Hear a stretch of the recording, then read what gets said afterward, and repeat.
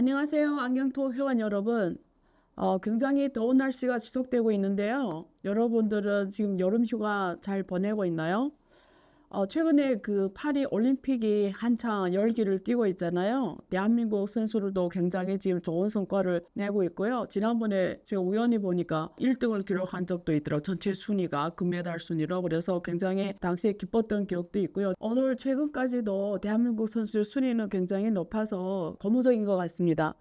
그래서 이 더운 여름날에 또 너무 진지한 주제를 하는 것도 그렇고 해서요. 제가 오늘 재미있는 주제를 가져왔습니다. 바로 올림픽 경제학입니다. 이 올림픽을 둘러싸고 우리가 알아야 되는 경제학 상식들을 제가 두 번에 나누어서 한번 정리해 보도록 하고요. 오늘은 주최국가 프랑스 파리잖아요. 도시는 파리고 주최국가는 프랑스인데 이런 주최국의 입장에서 올림픽 경제를 한번 풀어보겠습니다. 쉽게 말하면 주최국 입장에서 남는 장사인지 미치는 장사인지 제가 한번 이 기회에 여러분들한테 올림픽 경제에 대한 상식을 말씀드리도록 하겠습니다. 사실 올림픽의 역사를 보면 주최국의 입장에서 보면 돈을 많이 번 도시도 있고 혹은 올림픽을 개최하느라고 굉장히 정부가 빚을 많이 진 사례도 있습니다. 가장 잘 됐던 것이 사람들이 인상이 굉장히 깊은 것이 84년 로스앤젤레스 LA 올림픽이었고요. 2008년에 베이징 올림픽 다 수익이 굉장히 좋았습니다. 88년 한국 올림픽도 괜찮았고요. 그리고 반대의 사례는 1970년 몬트리올 캐나다, 그리고 2004년 아테네 올림픽, 2016년 리우 올림픽, 이번에 가장 가깝게는 일본 도쿄 올림픽이었죠. 다 적자고 굉장히 정부에 큰 부담을 준 실패 사례입니다. 그래서 오늘 왜 이런 일이 일어나는지 그 안에 로직이 뭔지 한번 제가 풀어볼게요. 우리가 사실 주최국에서 올림픽을 하게 되면 그 도시만 보게 돼요. 그리고 뭐 개막식이라든지 폐막식이라든지 이런 선수를 뛰는 뭐 이런 앞에 보는 것들이 주로 이런 것들인데 사실 올림픽을 움직이는 거대한 원동력은 올림픽위원회입니다. 사실 올림픽위원회에 대해서 일반인들은 잘 몰라요. 그런데 이 주최국가와 올림픽 사이의 이 게임, 머니 게임이 어떻게 보면 세계 경제의 움직임 속에서 돌아간다라고 보셔도 무방합니다. 다시 말해서 올림픽 경제학을 보게 되면 세계 경제의 또 어떠한 흐름을 알 수가 있어요. 그래서 오늘 요거 중심에 놓고 제가 정리해 드리도록 하겠습니다. 그러면 올림픽위원회는 어떻게 수익을 실현할까? 올림픽위원회 입장에서 수익을 어떻게 실현하고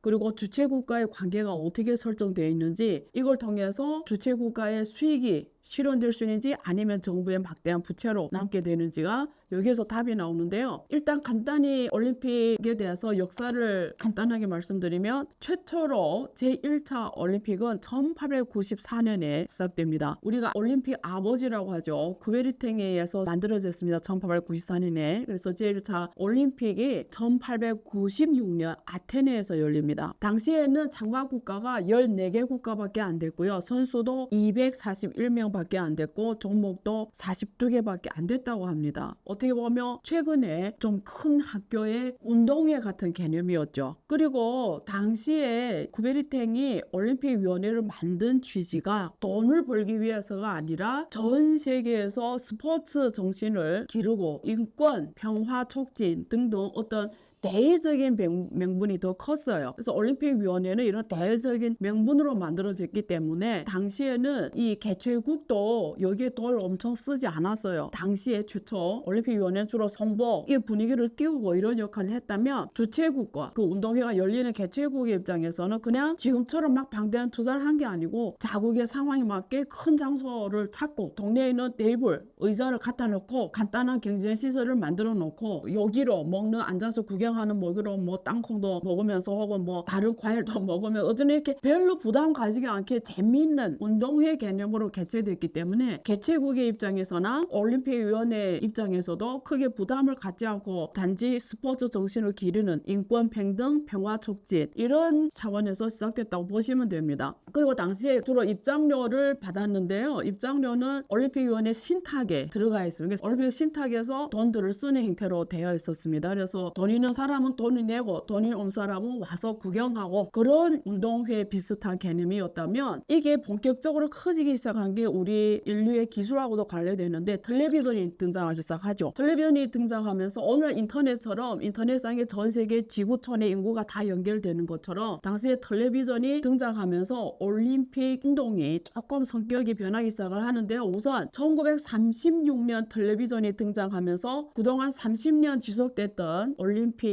운동회가 현장에서만 봤다가 텔레비전이 중계가 가능해지는 거예요. 그래서 최초로 TV에서 올림픽이 중계가 된 것이 1932년 베를린 올림픽입니다. 근데 당시에 신호가 별로 안 좋아서 외국까지 그게 중계되는 건 아니었고요. 그냥 그 베를린 주변에서 TV를 통해 구경할 수가 있었기 때문에 시청자 수가 약 5만 명 안 됐다고 합니다. 그리고 그 이후에 계속 TV 기술이 발전할 거 아니에요. 그래서 중계 기술도 발전되면서 1960년 로마 올림픽에서는 최초로 전 세계 텔레비전으로 중계가 되었다고 합니다. 그러니까 전 세계가 어서는 그 도시로 안 가도 안방에 앉아서 올림픽을 구경하게 된 거죠. 그러면서 올림픽위원회의 주최국과의 올림픽 개최를 통한 수익도 변하기 시작을 하는 겁니다. 그래서 당시에 주최국 올림픽위원회 합쳐서 전체 수익이 1960년대 아까 60년 로마 올림픽에서 전 세계를 텔레비전 중계 가능해졌다고 했잖아요. 당시에 개최 수익이 120만 달러밖에 안 되었다가 1984년 로스앤젤레스의 이 올림픽은 3억 달러의 수익을 달성합니다. 그래서 그전에는 1차부터 시작한 거 뭐 학교 운동회처럼 땅콩이나 앉아 먹고 이런 학교 운동회 같은 개념이었다면 1980년 이후부터는 굉장히 상업적인 운동회로 변하기 시작합니다. 그래서 처음에는 올림픽위원회가 굉장히 순수한 취지로 스포츠 정신을 기르고 인권, 평등 이런 좋은 대의에서 시작을 했지만 후에 올림픽 이게 한번 개최가 되면 수익이 방대하게 가면서 올림픽위원회의 마음이 변하게 됩니다.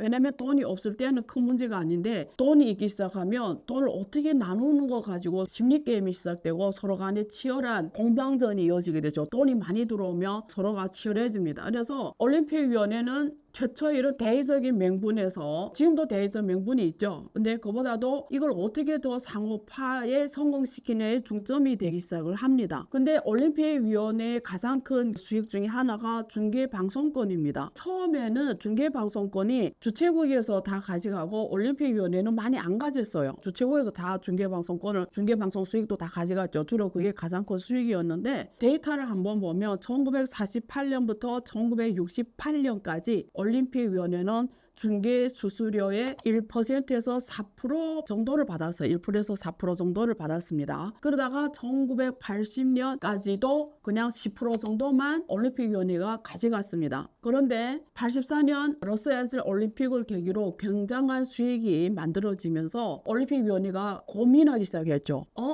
우리가 10%를 가져가는 게 너무 적은 거 아닌가? 가만히 생각해 봤더니 올림픽 운동회는 가장 큰 수익이 올림픽이라는 이 브랜드 IP 때문에 오는 건데 왜 주최국이 더 많이 가져가지? 왜 우리는 10%밖에 안 받지?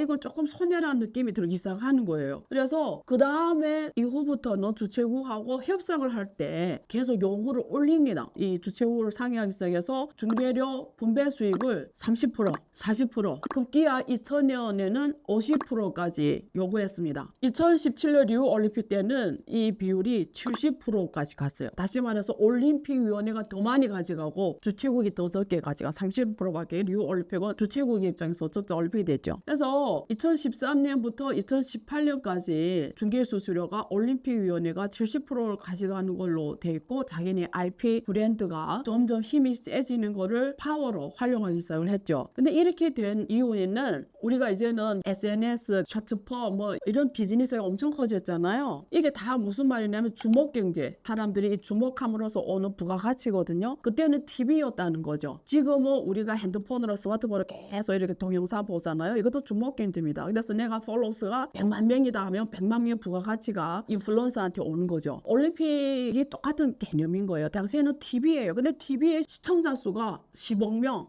막 월드컵 같은 경우에는 시청자 수가 브라질 월드컵 때 동시 시청자 수가 35명을 넘었다고 합니다. 지구 인구의 절반이 2014년 브라질 월드컵 때 시청자 수가 35명이라는 거예요. 지구의 거의 절반이 본다라는 거 아니에요. 그래서 이런 중계비가 점점 더 많이 올라가기 시작하는 거예요. 그래서 하계올림픽은 지금 중계료가 25억에서 30억 달러, 월드컵은 40억 달러에 이릅니다. 어마어마한 거죠. 그러니까 이렇게 큰 돈을 25억, 30억, 40억 이런 큰 돈을 가지니까 올림픽위원회가 욕심을 안 낼 수밖에 없고 올림픽이나 IP 때문에 발생하는 거다 하고 주최국이 돈을 벌든 말든 관심 없이 우리는 70% 가져간다 이런 논리가 돼버린 거예요. 주목경제의 논리입니다. 그러니까 어떤 일이 일어나죠? 결국 30%가 리우 올림픽 보면은 손해잖아요. 그리고 이렇게 주최국의 손해를 보게 되면 누구도 안 하려고 하죠. 그래서 대표적인 사례가 70년 캐나다 몬트리올 올림픽이었는데요. 적자를 엄청나게 입습니다. 이 몬트리올 올림픽에서. 그래서 당시에 10억 달러의 적자를 입었습니다. 70년 몬트리올 올림픽에서. 그래서 캐나다 정부가 30년 동안 이 빚을 갚기 시작해서 2006년 30년에 걸쳐서 이 10억 달러의 손실을 메꿉니다. 이게 76년도입니다. 그러니까 한번 올림픽을 개최하면 너무 큰 손실이 나니까 누구도 개최 안 하려고 하는 거예요. 대표적인 사례가 84년 LA 올림픽 때였습니다. 미국 정부가 개최를 하면 정부가 너무 크게 손실을 보내? 그래서 반대를 합니다. 로스앤젤레스 올림픽 할 때 정부에서는 반대 입장이었어요. 그러니까 당시에 이걸 어떻게 해야지? 그래서 여기에 인물이 한 명이 떠오릅니다. 여러분들이 기억하는 분인지는 모르겠는데요. 당시에 올림픽 위원장이 누구였냐면 사마란치라는 분입니다. 중국 사람들 굉장히 이 이름이 익숙합니다. 사마란치 2008년 올림픽 유치 때문에 굉장히 중국 사람들이 알려진 인물이고요. 근데 84년 이 올림픽 개최를 미국에서 했는데 미국 정부가 이걸 굉장히 부담스러워하면서 하지 말라 이렇게 된 겁니다. 그래서 당시에 로스앤젤레스 올림픽 위원장이 누구였냐면 유브로스라는 사람이에요. 이 사람이 올림픽 경제학에서는 유명한 유브로스 이 사람 때문에 올림픽이 굉장히 상업화가 보편화되고 성공적인 모델이 된 케이스도 하고 위원장이 사마란치 때문에 또 아다리가 맞아떨어지면서 그 이후에 우리가 익숙한 이런 모델로 온 건데요. 어쨌든 84년 올림픽이 뜨거운 감자가 될 수 있었던 거는 당시 위원장이었던 유브로스 때문입니다. 유브로스는 이 사마란치를 찾아가요. 이 올림픽이 누구나 하기 싫어한다. 지금 남은 거는 LA밖에 없다. 우리밖에 개최할 수밖에 없는데 네가 이런 중계료라든가 내내 올림픽위원회에서 많이 가져가게 되면 우리는 할 수 없다. 그러니까 조건을 제시합니다. 첫째, 중계료를 많이 가져가면 안 되고, 두 번째, 원래는 이 올림픽위원회 입장에서는 개최 국가에서 올림픽을 화려하게 성대하게 개최할수록 올림픽위원회는 돈을 많이 봅니다. 그래서 건축물, 운동장, 선수촌 이런 인프라에 대한 요구가 어마어마합니다. 화려하면 화려할수록, 유명하면 유명할수록 올림픽위원회가 중계 수수료를 많이 벌기 때문이죠. 데이터를 하나 말씀드리면 2013년부터 2010년까지 올림픽위원회 후원 및 중계 수입이 50억 달러에 달합니다. 1972년 올림픽위원회 장부상의 자산이 200만 달러밖에 안 됐거든요. 근데 이게 50억 달러까지 올라가는 거지. 그래서 올림픽위원회가 점점 상업화에 더 관심을 가지고 그러려면 IP를 더 키워야 되고 더 많은 사람들과 보게 해야 되니까 이 올림픽 경기장, 개막식, 폐막식 뭐 이런 요구 조건이 점점 높아지니까 이게 다 주최국가의 투자로 가게 되는 거죠. 이 사마란치라는 올림픽위원장은 그 전에 올림픽위원회 위원장하고 다릅니다. 80년 이전에 올림픽위원장들은 올림픽위원회 그 대의에 집중했어요. 너무 상업화하면 안 된다. 그래서 주로 기부나 신탁이나 뭐 이런 개념으로 고상하게 올림픽위원회를 운영해야 된다고 생각했다면 사마란치는 그의 이념은 절대 이게 아니고요. 반드시 상업화해야 된다고 이 사람은 강력하게 주장합니다. 사마란치 위원장이. 그리고 올림픽을 더 상업화에 성공시켜야 되고 올림픽위원회 자체가 누구의 기부나 신탁이 아니라 자급자족하는 성공된 상업화 모델이 돼야 된다고 강하게 이념을 제시하고 추진합니다. 그래서 올림픽위원회 완전히 상업화 길로 가야 된다라고 사마란치가 굉장히 강하게 주장했는데 마침 84년 로스앤젤레스 개최하게 됐는데 그때 만났던 사람이 유브로스라는 사람이었죠. 그래서 유브로스가 사마란치하고 협상을 합니다. 야, 다 하기 싫어. 우리만 하기 때문에 너네가 많이 양보해라. 그래서 선수촌, 경기장, 개막식 막 이런 걸 너무 많이 요구하지 말라. 우리가 알아서 할 정도로 재량권을 줘라. 강력하게 요구를 하고요. 다 들어줄 수밖에 없습니다. 그래서 그때 동의했던 게 뭐냐면 로스앤젤레스가 재정 상황이 그래서 안 되면 옆도시까지 같이 활용할 수 있게 허용을 합니다. 그리고 뭐 학교의 일부 시설도 활용할 수 있게, 기존 시설도 활용할 수 있게, 새로 단장할 필요 없이 이런 요구 조건을 다 수용합니다. 그래서 많이 주체 도시 입장에서는 투자할 자금을 많이 전략하게 어쨌든 동의하는 게 유로스가 이런 요구를 사바란치하게 강하게 요구하고요. 미국 정부도 절대 돈을 주지 않겠다. 하겠으면 얘네 러스에 알아서 해라. 그러니까 유로스 당시 로스앤젤레스 올림픽 위원장 입장은 돈 이거 방법을 찾을 수밖에 없었는데 이 사람이 그때 아이디어가 딱 떠오릅니다. 그래서 한 게 업계 협찬입니다.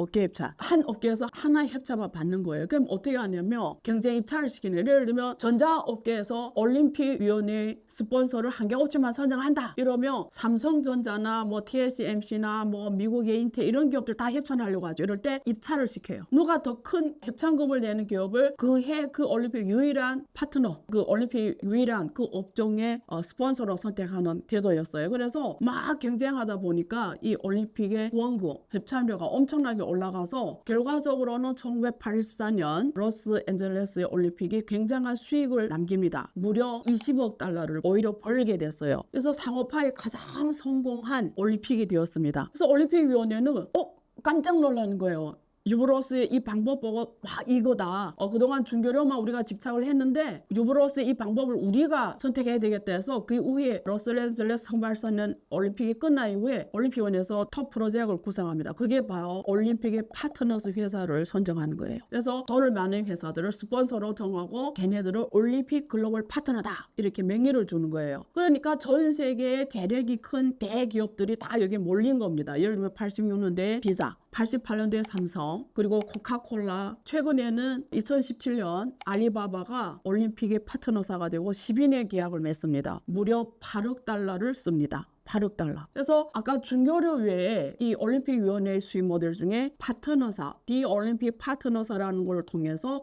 업계 협찬이 또 하나의 중요한 수익 모델 된 겁니다. 그래서 지금 결과적으로는 70%가 올림픽의 중교료고요.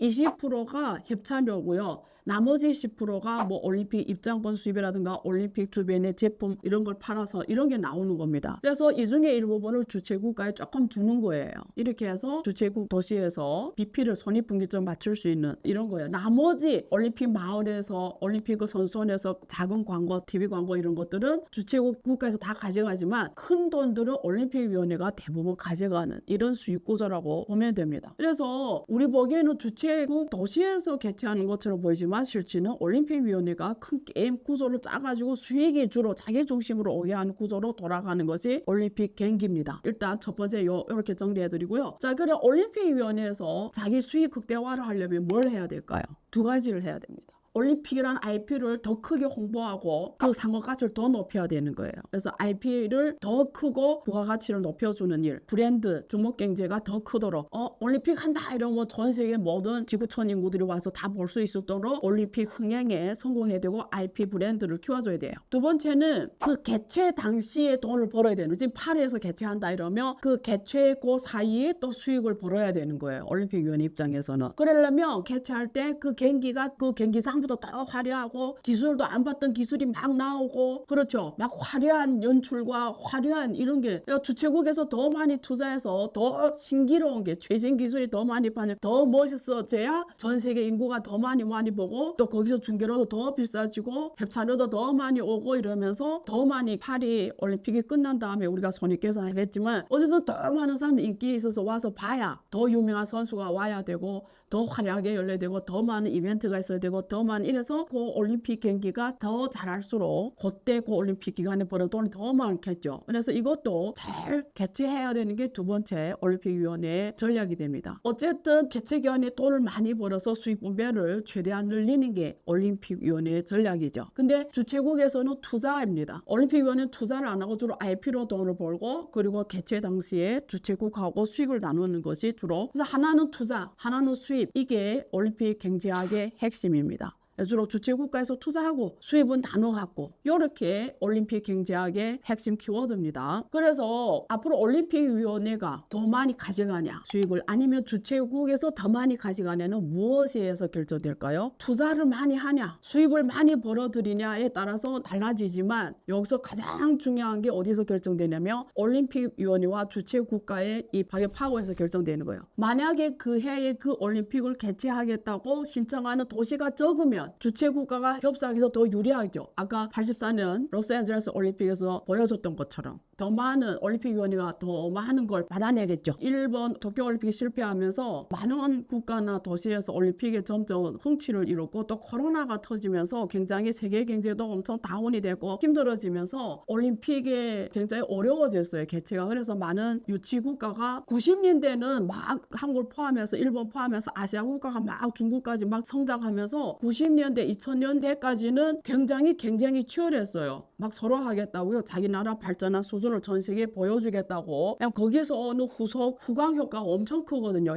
현지 경제 발전, 현지 일자리 창출, 현지 기술의 발전 엄청 촉진하거든요. 대표적인 게 88년 한국 올림픽입니다. 나중에 정리해드리고요. 그래서 90년대 2000년 막 치열하게 하다가 최근에 도쿄올림픽 포함해서 실패를 많이 하면서 유치하려는 국가 도시가 줄어들어요. 이러면 올림픽위원회의 협상에서 주최국 유리해져요. 많이 오게 되면 올림픽위원회가 유리해져요. 그래서 이거는 역동적인 세계 경제와 빅파워 게임의 균형에서 결정되는 겁니다. 그러니까 세계 경제 발전이 한 축소판이라고 봐도 돼요. 그래서 84년 올림픽 이후 상호파에 굉장히 성공하면서 돈을 많이 벌었기 때문에 90년대고 2000년대에 막 치열한 경쟁이 막 되고 10년 앞당겨서 올림픽 주최국이 결정이 되고 거기에 따라서 홍보효과가 더 커지면서 수익이 더 상승하고 주최국가에서 따내기 위해서 투자를 더 많이 하고 그걸 경제 입찰이 더 비싸면서 올림픽위원회가 파격파워 컸습니다. 그래서 2008년 베이지 올림픽 같은 경우에는 굉장히 성공적인 올림픽인데요. 주최국가의 입장에서 이게 성공적이 되려면 올림픽이 끝난 다음에 그 투자했던 기초 인프라를 어떻게 활용하냐가 결국 더 수익을 결정합니다. 그래서 베이지 올림픽 같은 경우에는 그때 짓던 여초 올림픽 경기장이 후에 팔립니다. 결국 상호파에 굉장히 성공해요. 당시에 이 여초 경기장 짓는 것만 4억 2천만 달러를 투자했습니다. 근데 이게 후에 팔리고 상호파에 성공하고 베이징 가서 제일 비싼 호텔이면 거기에 있거든요. 하루에 막 몇억씩 내고 그 하룻밤 잡니다. 그래서 굉장히 상호파에 성공하고 또 그 선수촌 같은 경우는 분양에 성공했습니다. 상호 분양에. 그래서 가장 비싼 상호 분양에 성공하면서 가격이 지금도 계속 올라가고 있거든요. 그래서 베이징 올림픽은 굉장히 성공한 그 이후에도 계속 성공한 케이스라고 하면 도쿄 올림픽은 굉장히 실패합니다. 상호파에 그 시설이나 이런 것들이 경기장, 선수촌, 부다 설치 이런 것들이 상호파 활용에 실패하면서 엄청난 적자 사례에 속합니다. 그러니까 이번에 하겠다는 국가들이 많이 줄어들면서 재미있는 거는 지금은 프랑스 파리에서 하잖아요. 다음에는 로스앤젤레스에서 합니다. 근데 왜 이렇게 됐냐면 옛날 같으면 막 치열하게 경쟁하고 땄어야 되는데 2024년 올림픽 유치국이 당시에 프랑스 파리와 로스앤젤레스밖에 안 남았어요. 그래서 올림픽위원회에서 자 2024년은 파리에서 해. 2028년은 로스앤젤레스 해 이렇게 그냥 아예 정해버렸어요. 역대급으로. 왜? 오는 자가 많지 않으면 올림픽위원회는 파괴파에 떨어지니까 이렇게 할 수밖에 없었고요. 더 중요한 거는 이번에 여러분 파리올림픽 개최식을 보셨습니까? 역대 가장 가성비 있게 또는 가장 투자를 적게 하고 이루어진 개최식입니다. 밖에서 하고. 그게 왜 그러냐면 이것 때문이에요. 경제가 안 좋고 상황이 안 좋으니까 올림픽위원회에서 다 양보를 한 겁니다. 그래서 앞으로는 이런 걸 다 동의한 거예요. 최대한 축소하면서 이 올림픽을 개최하도록 파괴파워에서 약해진 거죠. 그래서 이번에 프랑스 파리는 가장 가성비 있게 이번에 올림픽을 지금 주최하고 있는 상황이니까 여러 가지 사건 사고 많이 발생하고 그 다음에 제가 정리해드리겠습니다. 그래서 한마디로 오늘은 올림픽위원회가 어떻게 수익을 실현하고 어떻게 상호파에 하려고 하고 있고 그걸 또 주최국하고 어떤 파견파움에서 서로가 투자와 수익을 많이 남기 위해서 했는지를 정리해드렸습니다. 여러분들이 이런 걸 알고 또 올림픽을 보면 훨씬 이해하기 쉽고 재밌겠죠. 다음에는 또 다른 올림픽 경제학의 다른 면, 예를 들면 금메달 여기에 들어가는 투자비, 개최 기간의 수익성, 그리고 어떤 면에서 또 기업들이 활용을 해야 되고 이런 것들을 제가 포괄적으로 정리해 드리도록 하겠습니다. 네, 항상 시청해 주셔서 감사하고요. 구독과 좋아요를 눌러주세요. 감사합니다.